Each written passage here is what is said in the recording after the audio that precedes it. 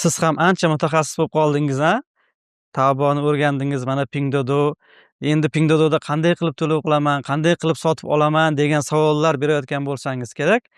Aynan ushbu videoda biz Pinduoduo programmasidan qanday qilib sotib olish, to'lov qilishni o'rganamiz. Bugun sizlar bilan Pinduoduo programmasidan tovarni zakaz qilish o'rgataman. Bu tovarni hozir mana bu joyga kiraman va bizga kerak bo'ladi ana shu o'lchamdagi tovar.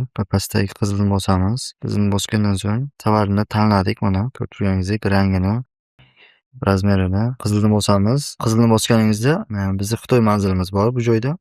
Tovar ma'lumotlari biz asosan WeChatdan buyurtma qilishimiz mumkin, Alipaydan va Visa kartadan. Shu uchalasidan foydalansak yaxshi. Mana bu joyga kirmaymiz, chunki bu Visa kartadan kiritganingizda xatolik berishi mumkin. Hozir biz Visa kartadan foydalanamiz, ya'ni mana bu joydan. Buni tanlaymiz va pastdagi qizilni bosamiz.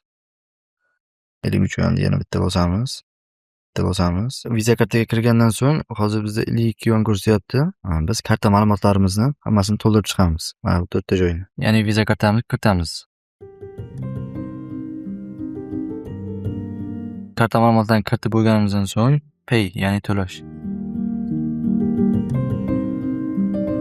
Bitta bosamiz.